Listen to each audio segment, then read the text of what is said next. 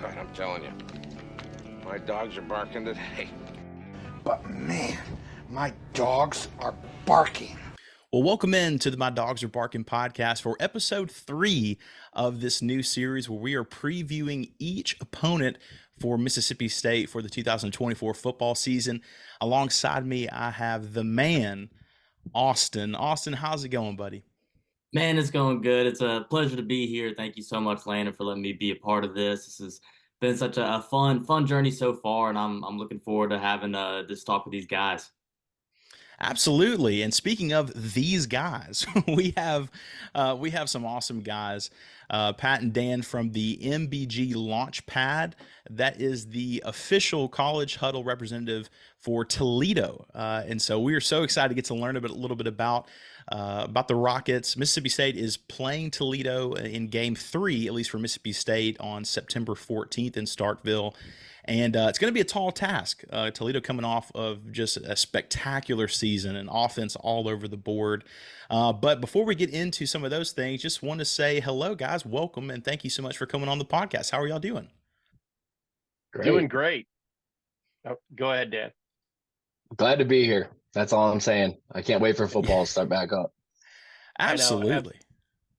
Yeah, same thing. Well, we're glad to be here, and thanks for having us on to talk a little bit of football in the beginning of May. Yeah, of course. Yeah, and isn't it so good? Like, we're getting kind of creeping into where we're going, man, this actually is not too much further away from starting. So the best time of the year, which is football season. And so I would love for both of you guys just to share a little bit about and maybe Dan, if you want to start out, how you guys started this podcast, and maybe how long you guys have been doing the podcast. So Pat and Rocket Ryan and our producer, they've been doing it for a few more years than me. They actually just had me on in the fall as a guest, and they decided to keep me on. But back when I was in college, I actually hosted a podcast called the Great Five Podcast, where I discussed all the Group of Five, talked a little bit more about the MAC than anything else, but I've always loved college football. I used to work for the football team, so I think I found my avenue here as Rocket Man and a part of the Midnight Blue and Gold Launchpad. And yeah, Dan has been a great addition to our podcast. We started a little bit of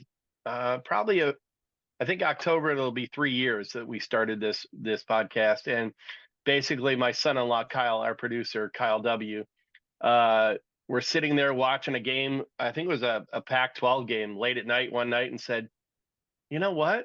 There's not really any podcast out there about Toledo.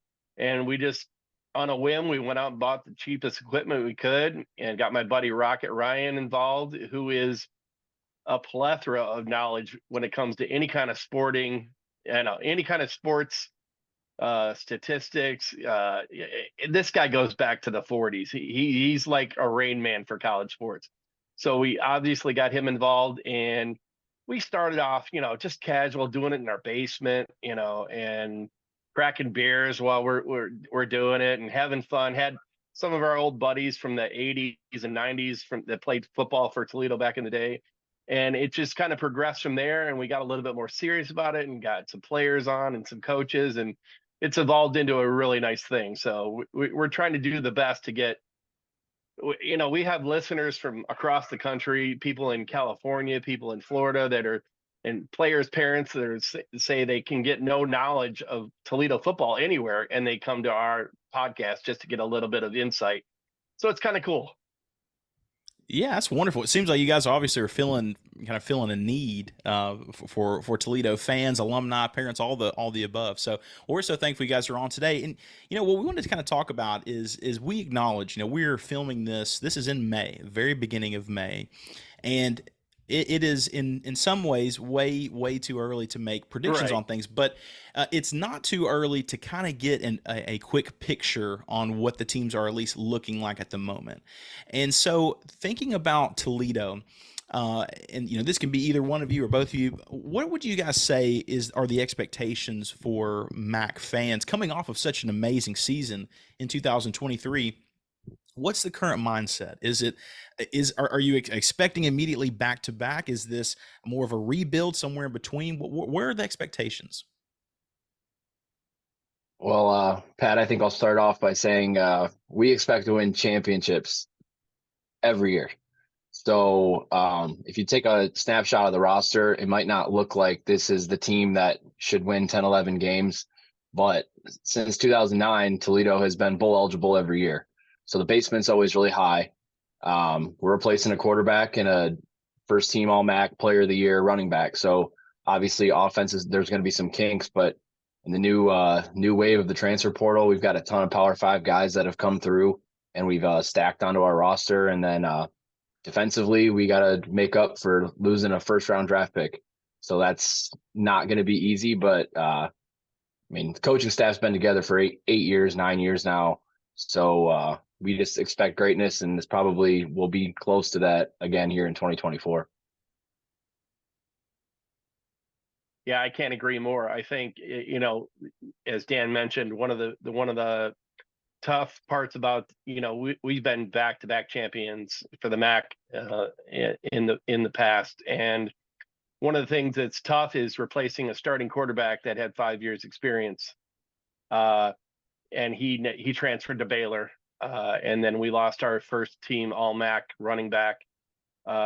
He transferred out as well and is now back in the portal. But we do have a returning guy who is an All MAC performer, Jacquez Stewart. I know if anybody watched any MACtion on Tuesday or Wednesday nights, they saw him blow up our big rival, Bowling Green, with an amazing catch and about a 65, 70-yard run for a walk-off touchdown. So the cupboard isn't bare. Our quarterback coming back is Tucker Gleason, who's been with the program for 4 years. He was a transfer from Georgia Tech. Big guy. Also has some wheels. He was a running quarterback in college, and he's become more of a kind of a hybrid. He was a running quarterback as well as more of a drop back quarterback in high school. But now that he's in college, he's become more of a hybrid. Very accurate. He filled in for DeQuan Finn the previous year before last and did an adequate job. Finn was out for about 4 games, and I believe Tucker Gleason went 3-1 in that period. So the cupboard isn't completely bare on offense. We have a decent offensive line coming back. On defense, like Dan said, we have to replace Quinyon Mitchell, first round draft pick. Huge hole to fill there. But again, the cupboard isn't bare in our backfield or our defense. We lost a linebacker who was an undrafted free agent signing in Dallas Gant. But we do have a strong linebacking crew coming back and a seasoned defensive backfield that should be able to step up to the job, led by Maxon Hook, who is a safety that got some serious looks from professional teams this year, but he decided to come back for his final year, actually his 5th year. Just again, I think it says something about the program that Coach Candle and the staff has built, that there is a lot of loyalty for these players. And so that'll make, it gives us a lot of optimism going into the season. Yeah, and yeah, Toledo has been, at least from an outsider perspective, Toledo's been a very good program for a long time, and obviously has beaten some SEC schools, in some recent meetings.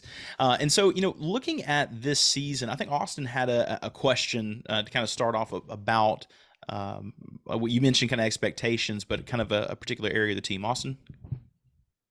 Yeah, I kind of wanted to ask, with losing DeQuan Finn, losing all that talent, losing Mitchell in the first round, what would you say is your strength of the team going into next year? Stu, start with Dan, sorry. I think the wide receiver core is really, really good. We lost one guy, Devin Maddox, who was a really small guy, but we saw another small guy kind of jump up and maybe take some minutes from him, take some starts from him. Junior Vandeross, he's a little dude, little shit. He's super fast, great in the kick return game. Jacquez Stewart, the running back, he's also our punt returner and kick returner. He does awesome there. We've got Don Munnerlin, who's a Rutgers transfer, coming in, hopefully trying to steal some starting, like maybe a starting spot. Jaden Dotton from Penn State, Terrell Crosby from Iowa State. So the depth that we've had, like we have a guy named Thomas Zyros, who's a 6'4" kid. He had a jump ball touchdown against Ohio State 2 seasons ago, but he hasn't really developed as much as I thought he would be able to. So either he's going to develop or one of these new wide receivers are going to come in and take some minutes from him. And then at the tight end spot, we had a guy that went down in fall camp last year, Lenny Cool, who was going to be probably a first-team All-MAC guy. And instead, his backup started last year. Last name's Torres. He's 6'6". He's a monster, and he's coming back for his like 5th year. So our tight end room is really, really impressive as well. And to build on that, yeah, Anthony Torres is a big guy with speed, and he scored quite a few touchdowns. I don't know if you ever remember the name Michael Roberts. Was a guy that played for Toledo in the past and was I believe 5th round draft choice by the Lions. Had huge hands, great ability, scored tons of touchdowns. And while Anthony Torres is not as big as him, as thick as him, he has the same abilities to catch touchdowns down in the red zone. He's a solid kid. Yeah, that's so important going into like you said, full new quarterback, full new running back. It's so important to have that base wide receiver core. I think that's going to be so good. I think for Tucker Gleason, is that said? Yes. It's going to be huge for him for sure. Yeah, and like we mentioned before, he was a starter in a few games, quite a few games in the last 2 seasons. But we're not completely new in the backfield as far as the running backs. Jaquez Stewart and Penny Boone, who was the transfer that went out. He was a Maryland transfer incoming to Toledo and transferred out. He and Jaquez kind of split time, so they were like a 1-2 punch. Jaquez is more of a little guy, a jitterbug, a burner. He has great speed. He has actually won the state of Florida 100 meters in high school. So he's got speed to burn, and so he's familiar with the system. It's not a big loss there. It's just we don't have that secondary punch of the big bruising back. And the secondary punch could come from we have 2 transfers, Chris Pechek from Indiana, and then Mike Drennan from Kentucky. So we don't even know what those guys can do yet. So Toledo's kind of had great running backs throughout the entire history. Chester Taylor, Kareem Hunt, like there'll be someone there that averages 4 or 5 yards a carry and gets the job done. Yeah, exactly. And it's so, as we mentioned, it's so early. You never know who in fall camp is going to all of a sudden, reach up and steal the job. And so that's kind of the strength part, what you would kind of hang your hat on thus far. Maybe something else will even bloom from where we are now. Is there any part of the team that you guys would say is a weakness, an area where you go, man, this is such a question mark that it worries me a little bit? Dan, you want to take that? Yeah, for me, it's the offensive line. We graduated 3. We lost another one to Texas Tech, Vinny Scurry as a transfer. So anytime you go into playing an SEC team, you're worried about how your offensive line's going to stand up. But the last time Toledo entered a season with 5 new offensive linemen was 2015, and they went to Arkansas and beat the Razorbacks. A good Arkansas team too. So, I mean, that's definitely going to be a spot I'm looking for, but they should still be okay. We've got an Ohio State transfer coming in there, a Prairie View A&M guy. These guys are like 6'6", 315. So we won't be small there at the very least, but maybe inexperienced. And I agree with Dan. That would be my only really questionable spot.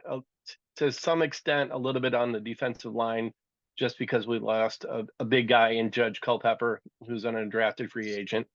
And other than that, the defensive side of the ball is pretty solid. There's just a few gaping holes to fill.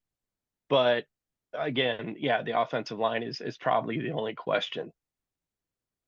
Yeah, I would say also at linebacker, we kind of don't know what we have returning, but we picked up a kid from West Virginia who in 2019 was the #1 linebacker in the country and the number 11th best player overall, Lance Dixon. And He was our first- halfway through last season, he was off the team. So he's coming in. Hopefully, will be a good locker room guy, because you never know when a dude doesn't finish out a season somewhere, kind of what happened. But I'll take a former 5-star coming into Toledo and filling a hole for 1 year. Yeah. Oh, absolutely. And there's another guy in the secondary coming in this year for Toledo, Jadarius Perkins, who Yes. at Mississippi State fans would have some familiarity with. Jadarius at one point was down to Oregon and Mississippi State, and chose Oregon over Mississippi State, and then never worked out at Oregon. Then I think he was going to go to Missouri, and then did not work out at Missouri. Then I think he did enroll at Florida. And then maybe went JUCO route, but he's incredibly talented, and so that could be a guy that, as we mentioned, might bloom over fall camp and go, man, we just had a first-round corner. Now we got this guy here who obviously has a lot of talent as well. So we'll be able to see that. Let's fast forward a little bit, and let's pretend it is September 15th, so it's a day after the game. And we're going to kind of look at these way too far out prediction headlines. So in the Starkville Daily newspaper, we'll kind of have this headline. We'll kind of do both. I'd love to get y'all's thoughts on this. Austin, tell me what the first headline is. So the first headline is Toledo beats Mississippi State because. So what are the reasons why you would say Toledo would end up beating Mississippi State? Well, I'll start off, Dan. Yeah. I think, again, this game is the third game of the season for us as well. We don't open up very strong. We have Duquesne and Dan. I don't know if you know what the other game is. UMass. So and UMass is in the bottom 2% of D1 football. So I mean, we have a lot of room to play around and find out who we are coming into that game. But I think if the headline is Toledo wins this game, it's because the offense has become refined and has been able to be productive and can churn out long drives.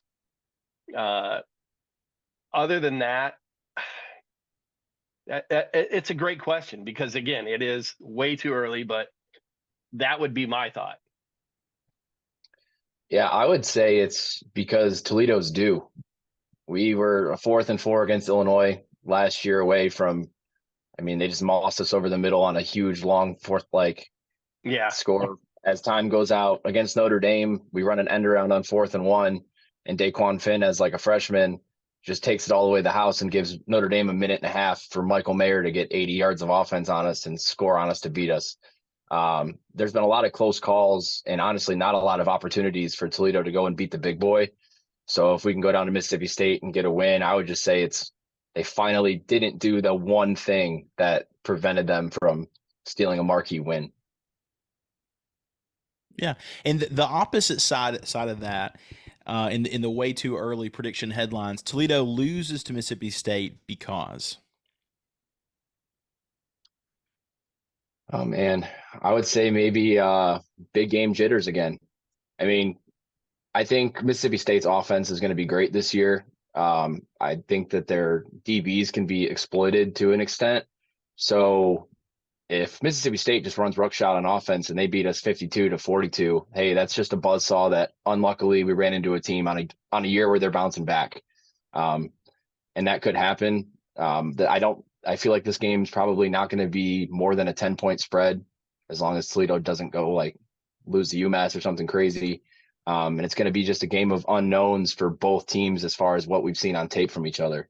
So maybe we miss another play call again, something, just too many penalties, just a shoot in your foot kind of moment. But either way, I expect a good game.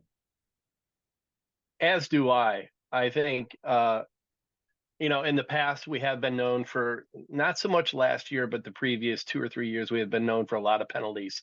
I think the team has become more disciplined since then. And I think the coaching staff has done a good job for game prepping the teams, and I don't know if it's an aspect of whether they're going into a big game and they just prep the team to, treat it like another game. They don't get that hyped about it. It's just another game. We do what we do and let them make the mistakes. So hopefully it's something like that. But I have a question for you guys.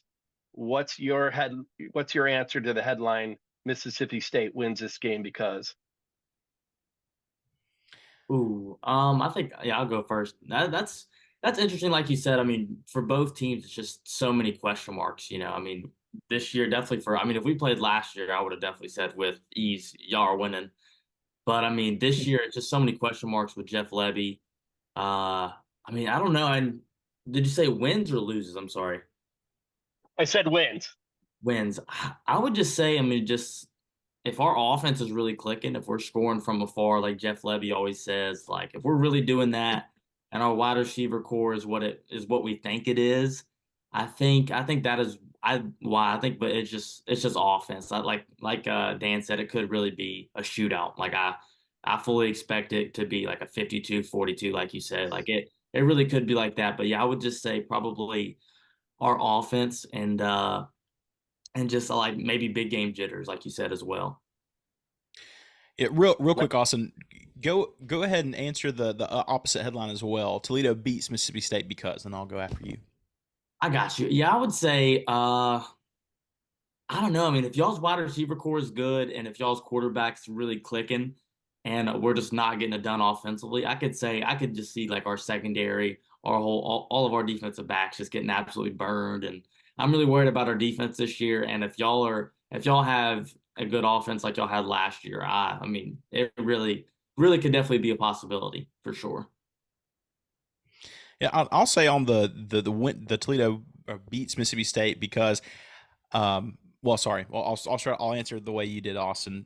Mississippi State beats Toledo because I think it is possible for some of those big games and Jeff Levy's type of offense of taking shots. It is possible. We played in them here of being in a big game and the other team taking shots and connecting early. Just kind of knocks you off the ball initially, and so I could see that being a possibility of some some throws downfield and taking advantage that way that it's just too hard for Toledo to climb back in it. But the opposite side, Toledo beats Mississippi State because we have to remember, Jason Candle is a remarkable coach. He and a very experienced one as well. So thus far, like we don't know where Jeff Levy's career will go. He might, skyrocket and eventually take over Oklahoma, probably where he wants to go someday, or he might fizzle out after a couple years of Mississippi State. But what's clear right now is that Jason Candle certainly has the leg up of experience, of wins, of being in those situations. And so because of his Jason Candle's ability to game plan, I think it's very possible that Toledo comes in on Mississippi State's third game of the season and just is out coached and kind of out schemed. And Toledo uses the experience that they have, not only having a great coach like Jason Candle, but also, I mean, the secondary coach just coached their tremendous player to be a first-round draft pick. So I could see that happening. And overall, we have a couple more minutes here left. The last question would be just to kind of get some Mississippi State fans and SEC fans familiar.